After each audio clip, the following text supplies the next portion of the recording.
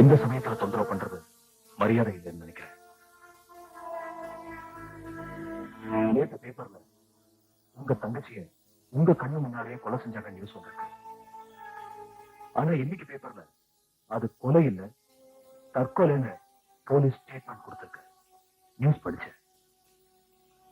உண்மை என்னன்னு உங்களுக்கு மட்டுமே தெரியும்.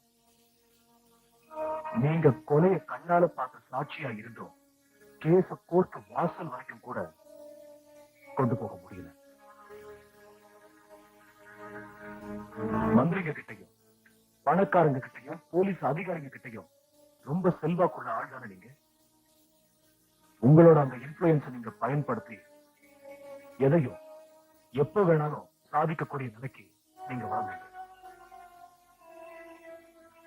கவர்மெண்ட்ல ஒரு பதவியிலே இல்லாத உங்களுக்கு இந்த அதிகாரிகள் வந்தது எப்படி?